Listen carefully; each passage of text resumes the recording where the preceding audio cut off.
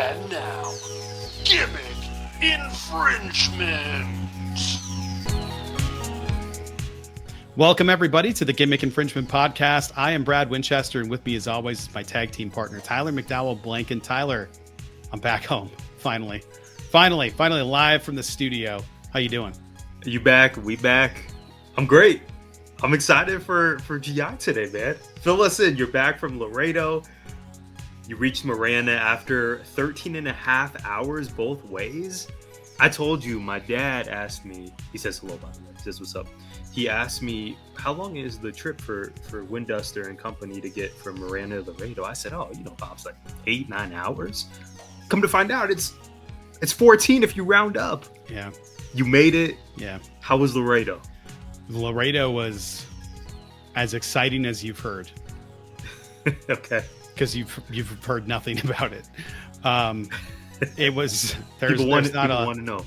There's not a lot going on in Laredo. If you are from Laredo or know Laredo, please tell me what I missed. I'm sure I'm going to be going back there at some point. Please help me. I wanted to go explore the city. Nobody else wanted to explore the city. We drove around the city. You got a lot of weird one-way streets and a lot of intersections with no stop signs. That's certainly something. I think they were all alleys, but they felt a lot bigger than alleys. And when cars are going through them at like 20 miles an hour, we got to figure out where to stop. That was an adventure. The parts of the area are beautiful. I got some really nice sunsets. I went to that outlet mall. So there's like the borders right across. You could see parts of Mexico, and it was just really pretty by the river. Really enjoyed all of that. I wish I would have had more time to actually find stuff that I would have been like, yeah, I'm going to come here every day. I did not find that. I was also kind of in the middle of like a planned community. So what do I know? It was great to see my brother-in-law and my sister-in-law, and that was really cool. And my dog-in-law, not so happy to see that, but it was a trip. A trip that happened. Yes. Well, I speak on behalf of all of our Arizona viewers and listeners. We're glad you're back. Spring break is wrapping up. You're heading into quarter 4 of the school year. So proud of you. So excited for you. I know a lot of work will be done, and I know hopefully you'll fill us in on all the greatness that comes from Q4. Brad, before we get into our discussions around WWE, AEW, preparing for the Bachelor finale, and I'm sure we'll come across some other topics on this episode, I have some updates for you. Number one, I went to spring training.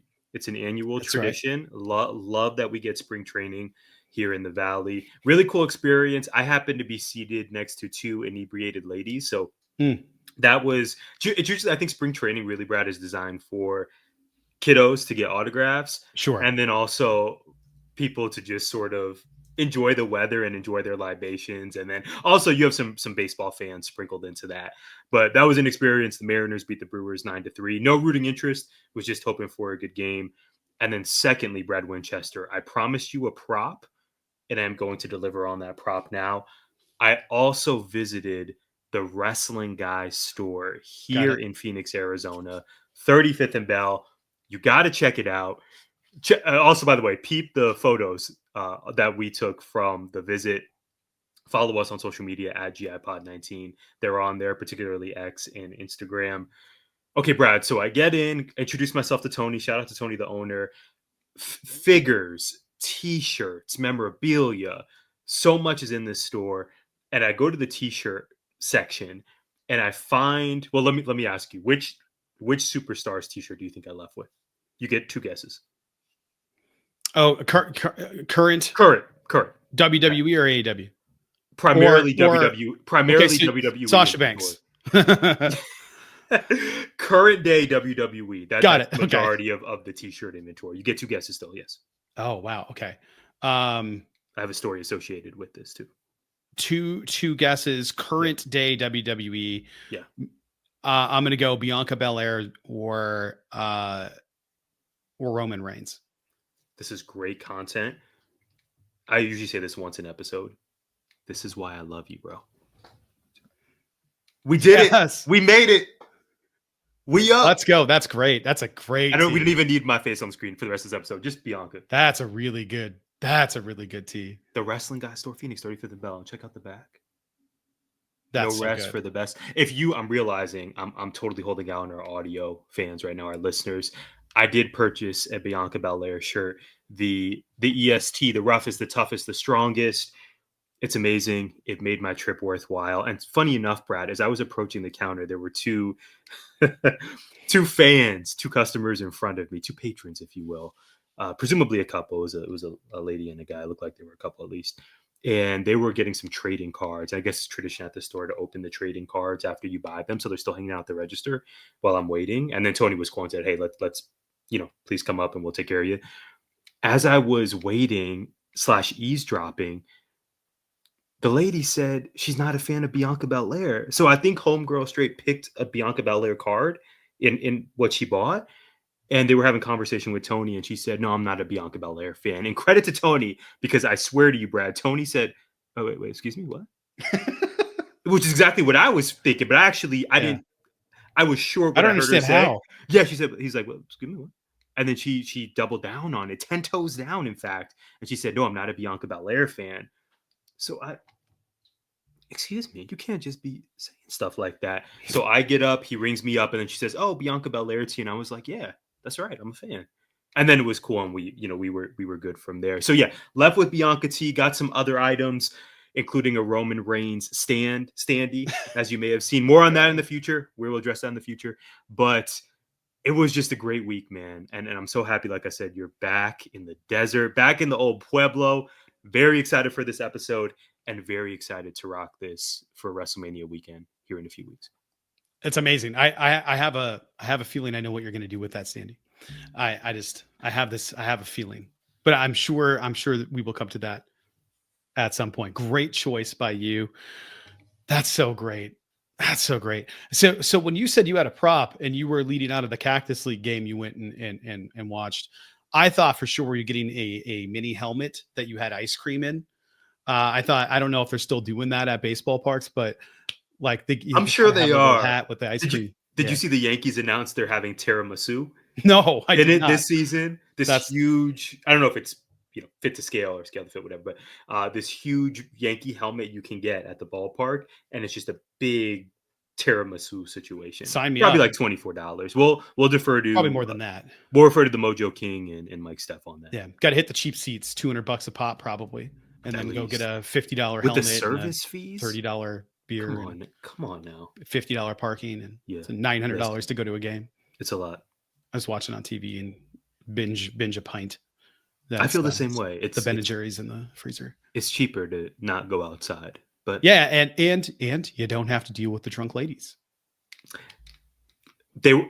Shout out to them. They were talking White Lotus, but they were also saying, wait, this isn't football. And the peanut beer guy comes along. Peanuts. Beer, 25. Da, da, da, da.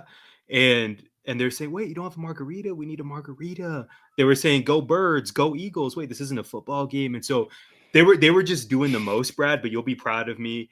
I just embraced it.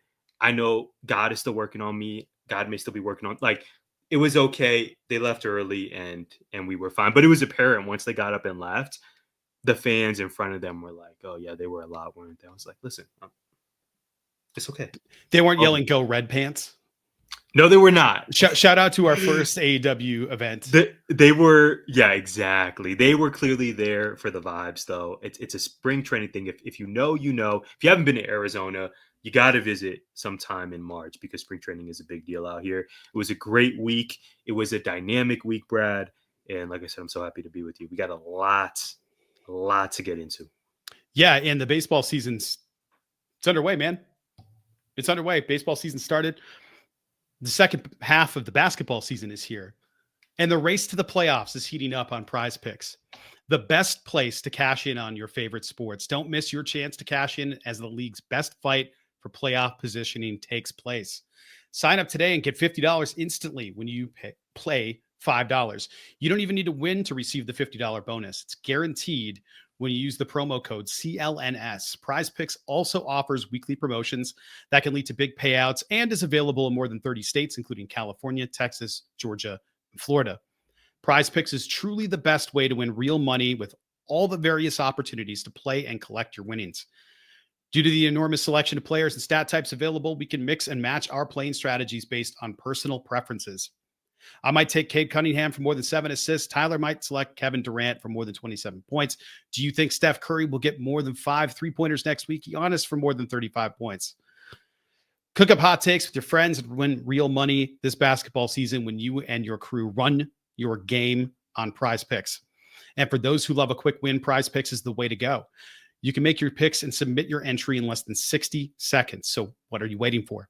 Download the app today and use code CLNS to get $50 instantly after you play your first $5 lineup.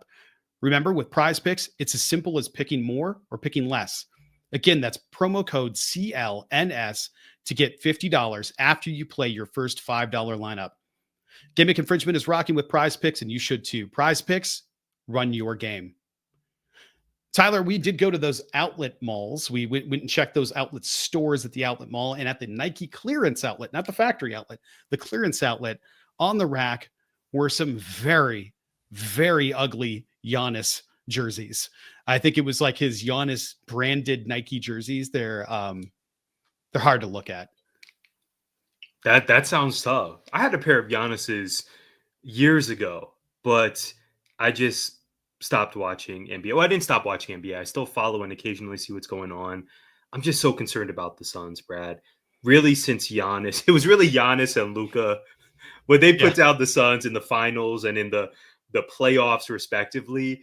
I just don't know what to get into. I'm just emotionally detaching myself from the Suns. I wish good things for them. Apparently, they're slotted for the play-in as the 10th seed, but we'll see what happens. I'm very excited for you and your Detroit Pistons. I believe I went on this platform about a year ago here on GI, and I said, I'm happy for you. You're on the come up in Detroit. Yep. And this is not going to end well in Phoenix. So again, Brad, I'm right usually 10% of the time. Stephanie Vaquer being a huge star, the face of wrestling on Tuesdays. Ricochet going to AEW being a huge dub for his character. And I was also right on the downfall of the Phoenix Suns. I'm gonna celebrate those three the rest of this year. I'm hoping Shaq checks out some Pistons games this year. Tyler, we got to get into the WWE. We got to talk wrestling. We got to talk craps on this wrestling show. We are not just wrestling, though. We are more than that. Everything is wrestling. Tyler, hit me with your WWE question. Okay, so SmackDown Bologna included Liv Morgan defeating Jade Cargill, continued friction between Jacob Fatu and Solo Sikoa, and confirmation that it's not just us. Italy loves themselves some Montez Ford too. Zelina Vega was also in singles action. Now, the show marked the second week in a row that we saw vignettes seemingly teasing the return, see what I'm doing here, of the artist formerly known as Malachi Black. Here's my question, Brad. Two-part. How do you see Aleister Black ingratiating himself into 2025 WWE? Do you see him going solo? Maybe starting a faction? Do we get the same entrance music? I hope so. The Zelina Vega of it all? Do we get them paired together? We know they are a couple IRL. And then part B, what would you like his first feud to be, assuming these vignettes are teasing his return? I don't know. I really don't. Who does he go after? What does he go after? Does he take Zelina with? What does that leave the LWO? There's like a million questions there that I'm not really sure. I think I need him in the title picture. I would love to see him debut the same way he debuted in AEW by kicking Cody's head off. Lights go up. Oh my goodness. Lights come up. He kicks Cody right in the face. Oh, Maybe they bring out Cody. Arn. They bring out Arn for some reason. Have him kick Arn again. Yeah. Yeah, I would love to see that. I think it would be awesome. Yeah, I need him in the main title picture. If not, maybe he's the guy that takes out Braun. Maybe he comes out and just ends him. And then that puts Braun in a different title picture. I don't know if I put Braun probably in the I'm going to chase Jey Uso if Jey wins the belt. I could see Braun being in that picture more than the Cody, Cena, Roman Reigns picture right now. But I could see Malachi Black showing up into that picture and causing some problems for people. Um, the one thing I don't like about WWE is a lot of times, Penta aside, but even including Penta somewhat, is we're going to do a big debut, huge momentum right out the gate, and then don't do anything with them. Like, I think it's okay to take that person, throw them in there, blow up your title picture, and start from there. Start like what just happened is an interesting storyline when he just shows up and takes everything from the top of the card, takes that away. What does that leave the top of the card? What does that leave Cody? Like, let's say Cody beats Cena. Let's just say that happens. Okay. Awesome. Then Aleister Black shows up and kills Cody. What if the next pay-per-view it's Aleister Black beats Cody? What if something gives him a reason to just beat him? There's a match. It's like, I want you now. You kick me. You sucker punch me. You can't do it twice. He shows up. He does it twice, and then he wins. I think that would be like, take the breath out of the arena. How did that just happen? In a good way. Like you're going to hate this, a Brock Kofi squash, but a good way. Hopefully that makes sense. Like, have everybody react the way they reacted, except it won't be different. Yeah, no, it'll Opposite. be, yeah. Becky Lynch coming back and beating Bianca in 3 seconds was one of the most egregious errors outside of the Brock Kofi, which to me, that's like, that nothing will ever top that. That is terrible. Just because of what it represented, what it meant, and to just kill it like that is just crazy to me.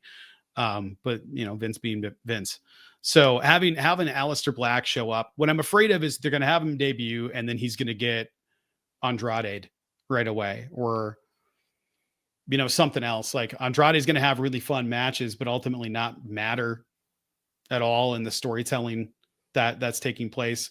He had some fun stuff going on with Carmelo Hayes, but we all enjoyed the matches, I think. But did that do anything for either of them?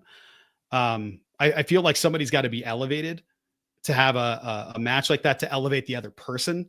And when you're both trying to build momentum, having that like series of really good matches where nobody's invested is not going to make them more invested. They're just going to be really good matches. And then you stop and then you're right back where you started. So, I don't know. I really don't. There's so many possibilities here. Zelina, would love to see her paired with Aleister Black and get her out of doing the same stuff that she's been doing. But only if that means putting her in the title picture, because she's had like one title match that I can think of in the last 3-4 years. Yeah. And that was only because Backlash, it was just because it was Puerto Rico. Yeah. It wasn't any other reason than that. She got that moment. It was really cool. And I know wrestling's about moments. But I think it would probably send a big message and mean a lot to go like, yeah, you've been putting in work for years. You're always consistent. You do what we ask. Your storytelling's good. Your character's great. Your look is great. You're great in the ring. Belt. And particularly now when you added 2 titles to the women's division, right? One for Raw, the IC championship. Yeah. And then the US Women's Championship on SmackDown. I think Zelina would be a great candidate for either, particularly if she has an extra edge to her. Yeah. And that's really what you were getting at, Brad, is in terms of Aleister Black coming back. the wrestling fan in me wants him to come back and go directly into being a heel. But I think much like Penta, because you remember, Brad, when we were preparing for Penta to debut in WWE right around the time of the Netflix premiere, there were a lot of calls from fans for him to be a bad guy right off the bat and just go straight into villain mode. I just suspect there's going to be so much fervor and euphoria for the return of Aleister Black, the return for that music, the return of that entrance where he just, appears sort of out of the tomb, that it's going to be undeniable for those first few weeks, or dare I say even months, like Penta. I think they're going to lean into him being this, maybe not a full-blown babyface, but definitely leaning toward being a good guy. However, to me, the money is bad guy Aleister Black. Maybe he also corrupts Zelina Vega, and he goes for one of these champions. So whether that be, I could definitely see a Jey Uso, although perhaps Aleister Black and Zelina Vega are more built for SmackDown. Yeah. Whether that be a Jey Uso, or if he's gonna be on SmackDown, in LA Knight, assuming LA Knight is still champ, I think LA Knight versus Aleister Black would be a really fun title program. And granted, now that Triple H is in charge, there's such an argument for I was gonna say Malachi, for Aleister Black to challenge for the top men's gold in whichever show he's on. I suspect he's probably going to be slided for Intercontinental or US. Probably. But At if there's least anyone, right if we know there's anyone who believes in Aleister Black as a top champion, going back to the Black and Gold NXT days, we know it's Triple H. To your point, though, Brad, last thing I want to say here, the top of the card is so loaded right now that it's just, the Drew McIntyre. Well, let me even rewind. CM Punk, Roman Reigns, Seth Rollins, John Cena, Cody Rhodes. Those are just some heavy hitters. I don't know if who's going to be able to break through and enter that conversation. Damian Priest did last WrestleMania when he beat Drew McIntyre. Just wonder who can that next person be. I don't think it's going to be Penta. I think there is a really strong argument that it could be Aleister Black. But that's what I'm saying, is that they're protecting the SmackDown title by putting all the talent that you just mentioned, save Drew, who floats between them, have all been going after the other title. They've all been going after the Gunther title. Damian Priest had it. Gunther has it. Drew went after it. Seth had it first. But it's not the other tier, which is just like tiers up here, not wrestling wise, but like fan investment wise. You have Roman and different. Cody and CM Punk all floating around the same area, and it's just different. Yeah. Oh, and by the way, we also got Seth Rollins just hanging out whenever we need him to. Cool. The Seth Roman CM Punk thing is as exciting as the title picture for this. Isn't my question, but like we got Seth, Roman, and CM Punk we're gonna have that triple threat. Night one main event is my prediction. Okay. I don't see any way it's not. No belt on the line. Bigger match, Jey Uso Gunther, or that match. That match, triple threat. And there's nothing involved. And that's the thing that's like, I don't know where somebody else fits when it's like this group is so good without a title.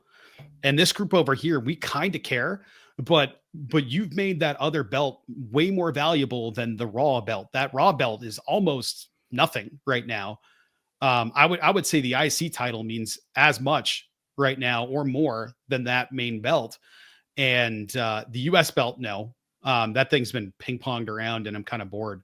It just feels like a belt that's there. I'm glad it exists, but remember what they did when they rebuilt it from the ground up, and before Lashley left, and it was like peak Lashley, and they built that match like it was like a prize fight that was going to be to the death, that will live in legend. They really did a solid when Triple H started doing those vignettes for why the Intercontinental title is important and why the US title is important. And since then, it's just sort of like US has lost a lot of steam since then, where Gunther built the IC title back up, and now we got Braun holding it. It gave us a moment with Sammy. Like there's some really good stuff that happened there, but I can't really say the same for Damian Priest, Gunther, Seth Rollins like that. I haven't really cared. Well, Drew was in there at one point. I haven't really cared all that much. I don't know if that says more about me, but it would be an easy place to slot in Aleister Black to go in there and just behead somebody for that title, and just black mask them out of the room and into space, and just be done with it and take it and build it back up again. It would be a nice juxtaposition compared to Jey Uso. Like character wise, Jey Uso selling the sunglasses, selling the t-shirts, many of which are available at Wrestling Guy Store Phoenix, contrasted with Aleister Black, this solemn, darker character who is perpetually mysterious. That may be the answer. I would love to watch a program with those two too. I think if you let it breathe and stuff, it could be great. I'm curious to see what they do with him. You don't want to do mist stuff as Shinsuke's doing mist stuff. You can't really do this like recruiting father gimmick, because that's what Karrion Kross is kind of doing. You can't really do the spectral spooky stuff because you got the Wyatt Six out there. I still don't understand Finn Balor. I just saw, I want to say it was Fightful. had the report about the original plans for Demon Finn was supposed to beat Cope Edge at I the saw that. time, but it was a Vince decision, last second change, and maybe that was always the plan. I don't know, conflicting reports it seems, but it seemed like he was supposed to win, because why would Demon Finn lose? Could it be because a rope exploded mysteriously with no answers or follow up ever? Who knows what happened there, but I would love to see him do something. I just don't know what that is yet. And if it is going to be the supernatural stuff, they got to keep it all separated, or it's going to get goofy real fast. It's going to end up being Ministry of Darkness, but multiple segments of it. Yeah, no doubt. Okay, so my question for you, it's a little bit of exposition here, so bear with me. And it's not going where you think it is. John Cena used the words babyface and heel in an incredible line blurring promo. This is an all-timer. So good. Later in the show, Jey Uso beat Austin Theory in 29 seconds. Tyler, John Cena is now this crybaby with legitimate gripes. Can you see this as a window post WrestleMania for Austin Theory to get back into the light a little by going after the man who killed his career? Or is there no going back for Austin Theory? Wow. I would not have guessed this is the direction you take for your question this week, and I'm here for it. I like Austin Theory. I'm bored with his character, don't get me wrong, but like I see a lot of potential there. Yeah, he had a lot of promise, particularly when he was the Evolve champ. I recall being really excited about what he would look like on the main roster. I don't see it. The case is there, as you laid out, because him and Cena do have that history, especially if you flip it. Yeah. And Cena is the person we're booing, and then somehow Theory becomes the person we're cheering for. That would be an interesting callback, but now flipped around. I don't see them interacting when presumably Cena defeats Cody at Mania and becomes champ. I don't know how long his title reign's going to last. Maybe up until SummerSlam or maybe Survivor Series at the latest. I don't see an Austin Theory interaction within that time frame. I don't. I was thinking about it, and I can like a Raw match. I can yes. Next time they're in Atlanta. I can also absolutely see it happening as a way to break up A-Town Down Under. Sure. That's been teased a while. I mean, it's just stop. Who's the bad guy in there when they break up? Usually you break up so that you don't usually leave with mutual understanding. It's usually two grown-ass men can't just talk it out and figure it out. Yeah, not very, very rare in pro wrestling. Yeah, Grayson Waller's got to be the bad guy. Grayson Waller has to be the bad guy out of this. He's obnoxious. But I can also see Austin Theory being the bad guy out of this, and walking away and joining John Cena when he goes up to Cena and Cena's like ready to confront him. He's like, "What do you got? You want some of this too?" And it's like, "I beat you last time, but you were right." Wow. He's like, "I can help you," and then get a longer term Cena rub maybe there and help him out, because like I still see something there. I liked what he was doing. The thing that kind of pisses me off about it is that Logan Paul straight up took his gimmick and nobody talked about it. We didn't talk about it. Like absolutely the phone stuff just stole it. Cole World. Yeah. Stole it. I don't know if they talked. Just straight up. It's just gone now. I don't think we talked about it on air or off air. And some of my favorite Austin Theory moments in WWE were actually in NXT when he was a part of The Way with Johnny Gargano, Candice LeRae, and Indy Hartwell. I thought that was some of his best work. I was most invested in him during that run. So him maybe being part of a larger group, or being Cena's mentee, a nefarious Cena's mentee, that could have legs. Or Rock or whoever. Like he's just he's got a great look. He's crazy athletic. I love his fits into that so fun. Yeah, he fits into that Hollywood, whatever this Rock, Travis Scott, John Cena trio is. Yep. Austin Theory fits that mold. I mean, he's been compared to John Cena since the day we saw him in the wrestling ring. Yeah. All right, continue to cook. So I just think maybe put him in there and have him do that. I didn't think about it until I asked you, because I was like, how do you fix this? Because I watched him get killed by Jey Uso when the man was like a title holder and was Vince McMahon's protege. during the egg era. And I just like, it just all went away, evaporated. He disappeared. But a lot of stuff that was working really well during the Vince McMahon era all kind of went away too. The Hurt Business got made and blown up by Vince McMahon all at the same time. But Bobby Lashley was a monster during Vince McMahon's booking of Bobby Lashley as a monster. And then Triple H took over and Bobby Lashley's now in AEW. And I mean, you can't put it all on one person, but Austin Theory, man, like for whatever reason, it wasn't working with the crowd. And I don't know if it's because it felt forced, but have him have to take the piss for a while and get beat up and make us feel bad for him and want to root for him. And then, you know, like do with him what we did with Sammy. Conspiracy Theory Sammy was not a beloved character. Not at like all. that was not a beloved character by anybody. People With the pretty hat. much, you had go away heat. And then he got into the Bloodline storyline. Game changer. Look at it now. Career So changer. I think he needs to, if he can go down a path similar to that, I think that could get him into a position of prominence and back into the light a little bit, because I really like him. I just see a lot of promise there, and I think he could be awesome if he can figure it out, because we know he can go. Like, he can wrestle, and he's fun to watch sell. As a bad guy, it's really fun to hate him. I just like, we hated him as a good guy too, so I needed to stop. So they need to figure out something for him that's not this. I don't know what that is, but it could be a window after WrestleMania, when Cena's like, well, who else wants to join this greatness?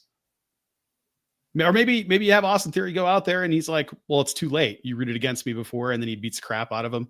I think that'll just kill him further. But that seems like a move that might happen. What do you think he'll call himself in AEW? Tyler, we have other stuff to get into. We're in the middle of madness right now. The March version. Full disclosure, I haven't seen 1 minute of basketball. Not 1 minute. I haven't seen much of anything in the last couple of months. Hopefully that changes soon, but I do know that your hat's a spoiler. So we're going to get into it. What happened here? Play the music.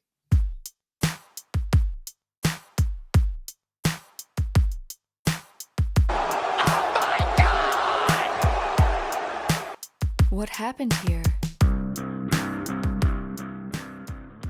Now, this is interesting, Brad Winchester, because we are recording as usual on a Sunday afternoon. The Arizona Wildcats men's basketball team plays this evening. So when this episode drops, I'm either up. I'm very, very excited about the Cats making the Sweet 16, or Dana Altman and those Oregon Ducks may have crushed our dreams once again. We shall see. But this week's What Happened Here is dedicated to the Lady Wildcats. Brad, I'm not sure where to begin. Yeah. Please exhale, everyone, as needed on this if you know what's about to go down. So the Lady Wildcats did not make the big dance this year. However, they found themselves in the WBIT first round, hosting NAU, the Northern Arizona University Lumberjacks. And NAU has a squad this year. Yeah, in fact, NAU beat U of A earlier in the season. But come on, U of A's got to win this, right? It's in Tucson. It's U of A, man. So it's a back and forth game. This happened last week. 6 seconds left. Sideline out of bounds play. U of A ball down 71-69. Freshman Mylene Rolfe gets it. Dribbles to the right baseline, or at least headed that direction. Kicks it back out to the top of the key to sophomore Skylar Jones. Now there are 2 seconds left. Brad, Jones hesitates. No shot. Buzzer goes off. NAU leaves Tucson with its second win over Arizona this season. Star sophomore Jada Williams was out due to injury, in fairness. The nucleus is still there. And again, if we're assuming looking at next year, if you bring back Jada Williams, you bring back Paulina Paris, Skylar Jones, etc., you have the makings of a formidable squad. But it's how this play went down. You and I have watched many sports, many basketball games over our lifetime. When your team doesn't even get a shot up to tie or win the game, there are questions. And then in the post-game press conference, head coach Adia Barnes said some words that left the Wildcat fan base scratching their collective heads. And we asked for transparency with with professional athletes we root for, with friends, with partners, and Adia was transparent. Coach Barnes said, listen, we didn't want to be here. I could feel it from the players. We were indifferent. We didn't want to win. And in the age of NIL and in the age of service fees for tickets when you go to games, in this economy, people were not happy with that.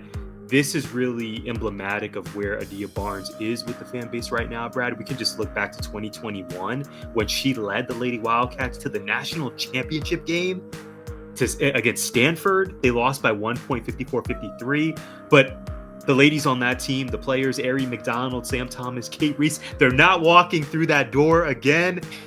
Adia Barnes is looking for a contract extension ahead of her final contract year next year.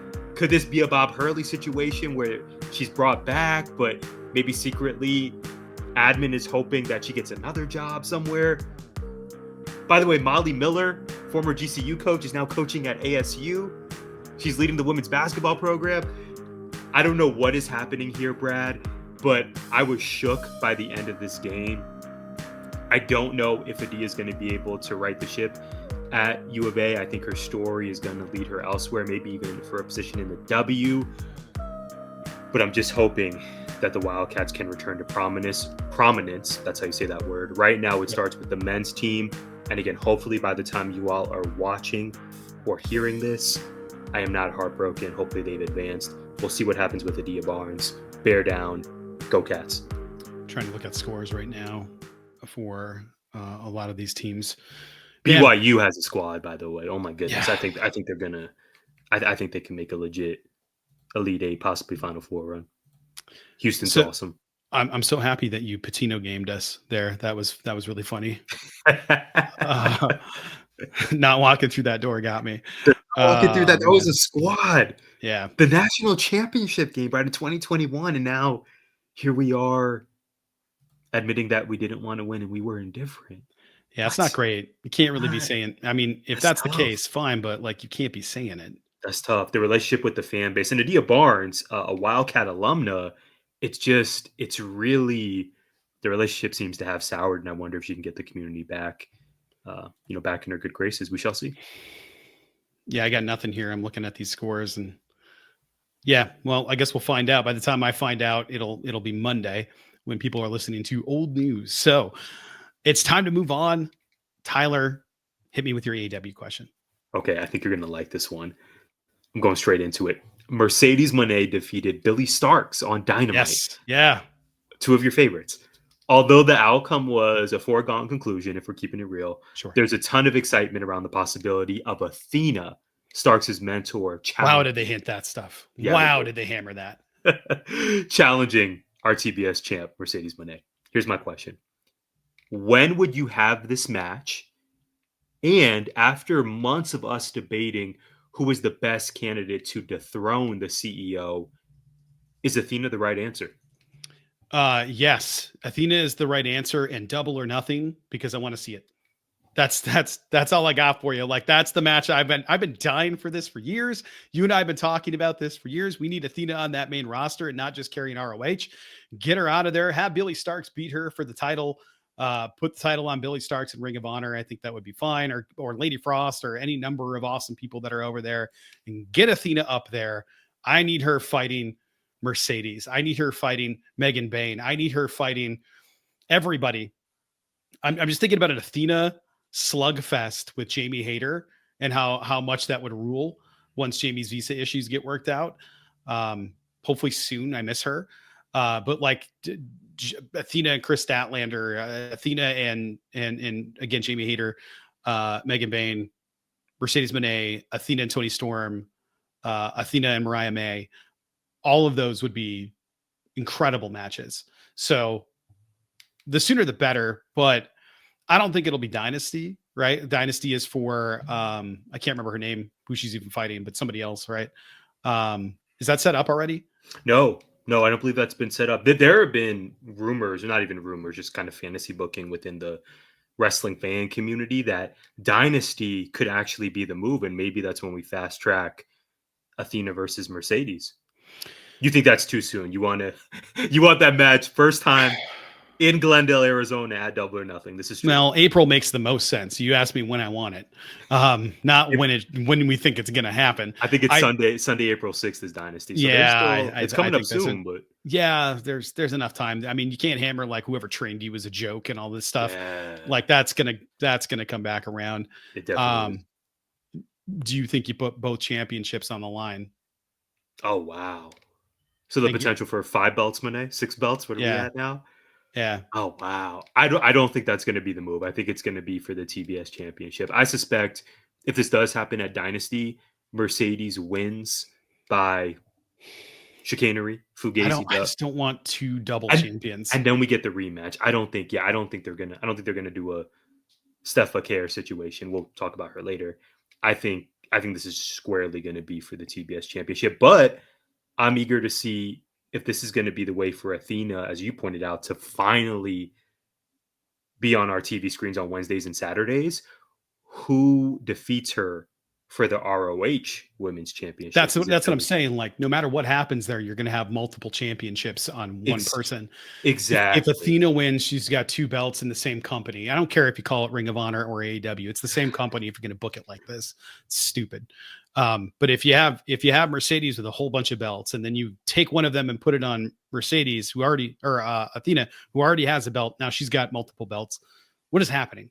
Like, at that point, immediately get the ROH title off of her and get her on my screen. And that's what I was like. One of the minions needs to revolt. The first match with Billy Starks was really good. Do it again and have Billy win. Nobody's going to be mad at that. Nobody. So Queen Aminata would be a great choice too. Sure. Either one of them, I think, would be a perfect choice to win that title. For being real, Queen Aminata is who I'd want to see.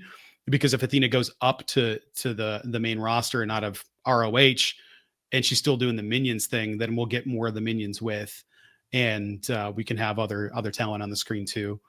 Kind of the way that Nick Wayne was in the patriarchy or is in the patriarchy, and we still get to see Nick Wayne matches, but he's around Christian Cage. So right now there are 2 matches scheduled for Dynasty, and it's Mox and Swerve. Ooh, Mox, good Lord. If Mox's back is still in all of its pieces at that point. I think he's winning that match, by the way. Mox. Yeah, I think so too. And then we have the 3-way for the Intercontinental Championship with Kenny, Ricochet, and Mike Bailey. Yes. Yeah. Oh yes. That's the people's main event. That's going to be so good. That's going to be an all-timer, I think. I don't think people are ready. I'm salivating already. I cannot wait to see that match. Kenny for sure wins, but my goodness, the graphs that we are in store for in Philly. Yeah, it's going to be awesome. Okay, my question. So tonight, as we record this, is AEW Slam Dunk Sunday. Ready? Since this won't end in spoilers by the time it airs, I'm about to spoil this for you. It was taped on 3/19. The Trios champs retain. Okay, Leo and Action Andretti, Leo Rush attack Top Flight after the match. Bandito beats Johnny TV and then calls out the Learning Tree. Jericho comes out wearing Gravity's mask. Bandito beats him up and takes the mask back. Harley Cameron defeats Amina Belmont. Hologram and Commander beats, I can't say their tag team name, so I'm skipping it. Beats Dralistico and Beast Mortos. Okay, that was the whole card. Tyler, do you think this will be a draw to the product for new viewers who might bleed over from college hoops? I do. And as I saw your reaction, knowing already how you feel about this, that was a very kind head nod, but I think you disagree with me, and I would love to hear what you think. So when they're putting this card together, of course, you and I being weekly AEW viewers, we know there are some bigger names, some bigger storylines that could be featured. 100%, no disagreement with that. I really like Hologram being featured on this and Commander. I think there's a real interest in Lucha Libre, especially just from casual fans, people you could bring in from the tourney. Who doesn't want to see that match? You and I were live for a collision match between Hologram and the Beast Mortos, which was just ridiculous. ridiculously awesome to see, even if like I think we already saw this on a pay-per-view a few months ago, but doesn't matter for new eyes. I think so. I love Harley Cameron being featured potentially for new viewers and maybe even folks who haven't watched wrestling since they were young kids, if at all. But certainly, if we can get, gosh, I mean, I want Swerve on there, I want Mercedes, but you also had them on Dynamite. So to bring in new viewers. Yeah, I'm actually going to stand up for what they have there in terms of the talent they were spotlighting on Slam Dunk Saturday and Slam Dunk Sunday. But to sustain folks, that's where I think we have a different question. Okay, you got me in this particular weekend on Collision, but what about next weekend? Do you have matches? Do you have storylines I can invest in? I like Daniel Garcia versus Adam Cole. Can we get Kazuchika Okada in a meaningful storyline? I hope so. It's a good start. It's not perfect, but the talent that were featured, particularly the ones I mentioned, I think those are some of your organic stars you're building who can be really marketable to a non-wrestling audience, if you will, namely Hologram, Commander, Harley Cameron. Daniel Garcia is great, right? He was on Saturday. Yeah. I think there's a lot of potential to be a face of the company. I think it's terrible. I think all of it is terrible. Every bit of it is terrible. No, I think like the wrestling is going to be great. Of course. Hologram and Commander, I'm sure that entire match is going to be amazing. Yeah. But to start a show off with people wearing masks, totally unidentifiable masks, and then you have one that lights up and one that is a ram. And then you have I imagine that's how you have to start, because otherwise the biggest star that's going to be presented is Claudio. Yeah. Right. Yeah, the trios. So that's. I don't know if Mox is coming out. He would be the bigger star there. I doubt he's coming out in a white tee. If it was taped the same night they pulled 800 nails out of his skin that was tugging away from his body, I'm going to go ahead and say that's not going to be a thing. I think you are completely. I dead on agree with everything you said about the talent that are going to be featured. I just think if you want people to watch, you start with the Hurt Syndicate. You put out people that are instantly recognizable and like, holy crap, that's Bobby Lashley and MVP and Shelton Benjamin. Whoa, they're here now. That's so cool. Or they hurt people. And the crowd is chanting that. And the music is awesome and they look incredible. Have them come out and do something. Put Ricochet out there and have him do something right away. Like you gotta have something that is going to make people go, wait a second, I like these people. They're here now. I gotta check out what they're doing and what they're up to. Instead of people that aren't going to talk. Bandito's going to talk. Tell me about Bandito, Tyler. He's in a feud. He's in a feud with Chris Jericho, and of the people you mentioned, Chris Jericho probably and arguably the most mainstream star out of the bunch. There's just a lot of this whole show is Lucha Libre. The whole show. Top Flight might not be like traditional I'm wearing mask luchas, but they used to. But they used to, and that's exactly what I was going to say. That's why I was a little rough with the facial expressions when you didn't have to do it before, because you were under a thing. And then you have Leo Rush in Action Andretti. People might recognize Leo Rush. Nobody's going to recognize Top Flight if they haven't been watching AEW. People recognize the Trios champs, maybe, but probably just Claudio. They're not going to know Wheeler Yuta. They might not remember Pac because it's been so long. Everybody will recognize Chris Jericho, but he's not really wrestling, and he's coming out in a lucha mask. So I just feel like if you want people to see the face of your product, you should probably not cover it, and do that for all of the matches, basically, where it's all one note, one thing. Like start it with a giant. I don't know. Put Samoa Joe out there. Put literally anybody that has recognition in the mainstream. And when it leads in from college hoops, which, let's face it, if you're on the East Coast, you're not watching anyway, because it's probably 3 a.m. I hope not. I hope you're going to bed. Just DVR that. Yeah, I just wish they could. But that's the point. It's like DVR it is the point.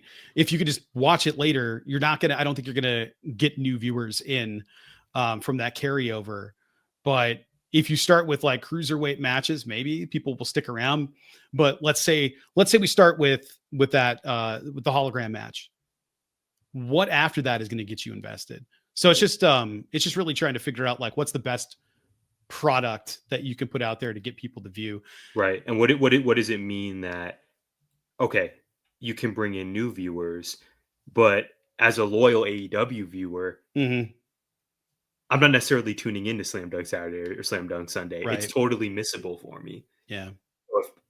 Okay, maybe I'm bringing in some new viewers, maybe with what I'm showcasing on the show. But if my most loyal, my most ardent supporters, oh, it's totally missable. I haven't watched Slam Dunk Saturday. I don't plan to watch Slam Dunk Sunday. I'm either going to be celebrating or crying into my pillow tonight. It's one of those two things because the show it's missable for me. Well, I have a feeling, speaking of loyalty, that you're going to be watching some other people cry into a pillow as well. Let's hear your thoughts. It's time for a rose from Tyler. So cue up the music. And now for a rose from GI's most eligible bachelor. I've been waiting all episode for this, Brad. It's true. It's our season 29 finale of The Bachelor. Again, if you are checking us out the day we drop every Monday, it is tonight. To catch you up to speed, Zoe predictably was eliminated last week. So the final two, Grant's final two, are Latia and Juliana. Now, Grant's family is traveling to the Dominican Republic to offer their ears and guidance as he prepares to make what he describes as, quote, the biggest decision of his life. Brad, there will be tears, there will be indecision, and a legitimate possibility that Juliana pulls off the massive upset. Juliana, we know she's fun. The vibes are just really great. I wrote vibey in my notes. So funny. Yeah. As anyone who knows me who's under 25 is probably wincing or cringing. Just vibey, right? Like the vibes just seem easy and really good, for lack of a better word, with Grant. There's just a mutual attraction there. And I think along with her huge Italian family, I think what's really working for Juliana is if Grant chooses her, there's not that immediate pressure to start a family, to get married right away. It just seems like it would be easier. Now, Latia, the long-standing favorite, you may recall that her faith is very important to her. She's of the LDS community. And Grant's connection with her unquestionably has been the strongest and most consistent throughout the season. Going into this finale, she is still the front runner.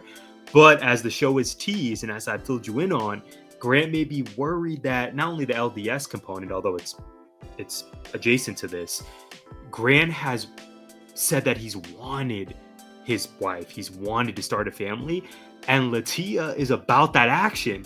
She's ready. Her family confirmed, she's ready to start a family today. Let's do it. Let's make it happen. So it might be a case, Brad, and this is maybe me speaking through my own life and my own mistakes and transgressions.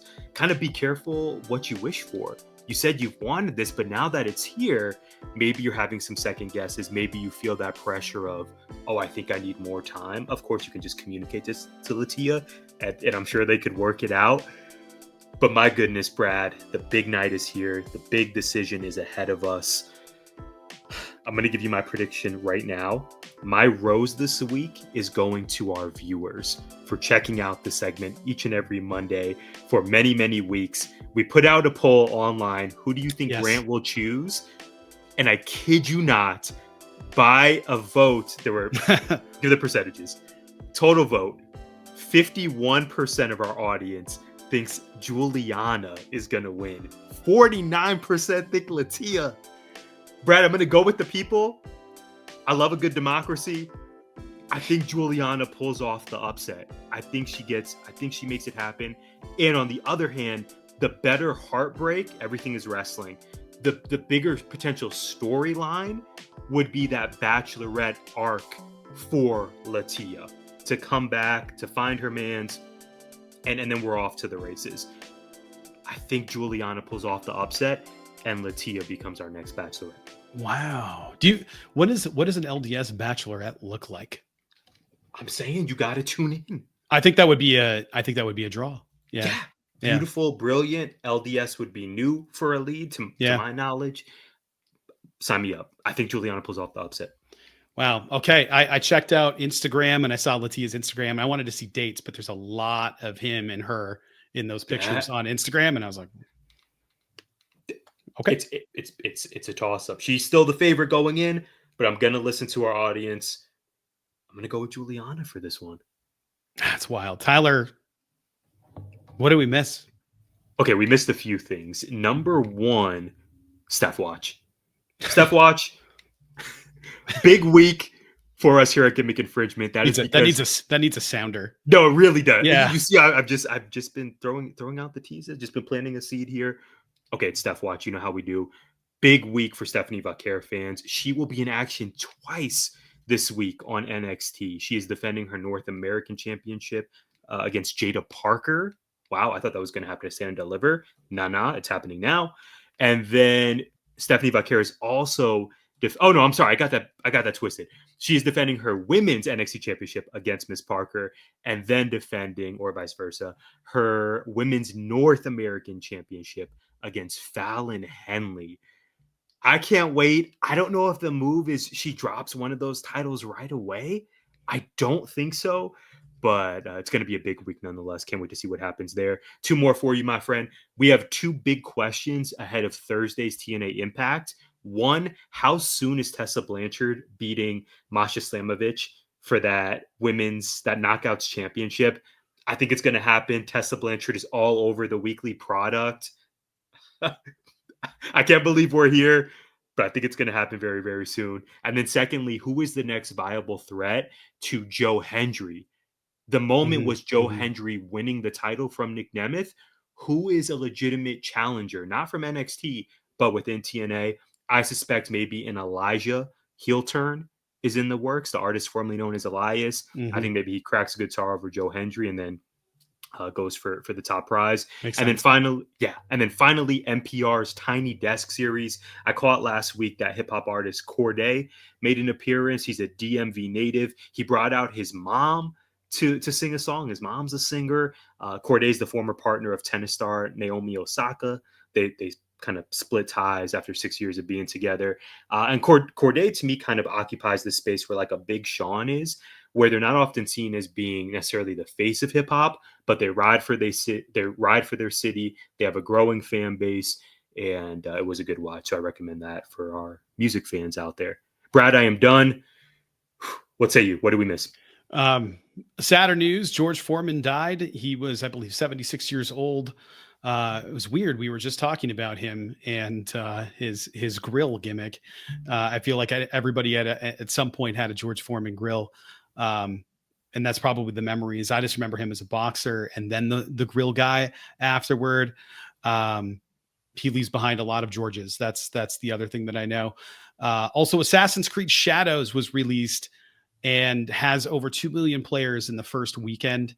I know this was a big deal. I got to see the sit down interview with, or I guess video game playing moment with the guy that voiced Ezio in Assassin's Creed 2 and then the sequels leading up to 3, and Will Ospreay getting to meet each other in the flesh, and the voice actor was as excited to meet Will as Will was to meet him, and how much it informed his character and like made him want to be a pro wrestler and do his whole gimmick. I thought all that was really cool. It's incredibly humble and sweet, and it's an awesome short interaction. But if you can catch it, it's out there all over socials. Totally worth the time. So far, really fun game. I have a feeling I'm going to have less time to play it here after today, but we'll try to sneak it in there when we can. Overall, awesome week. I'm sure there's other stuff we missed, but we only have so much time. Well said, my friend. Thank you all so much for being here. You can follow us at GIPod19 for exclusive show updates and more. We want to hear your predictions. Get at us, drop us a comment. Wrestling, Batch, the state of Wildcats, hoops, Assassin's Creed. Let us know what you think. Again, we are so thankful for you, and rest assured, we will see you next week. Gimmick Infringement is a part of 19 Media Group. You can listen to us on Apple, Spotify, iHeartRadio, or wherever you find podcasts. You can also find us on YouTube via the 19 Media Group channel. Please like, subscribe, comment, and share.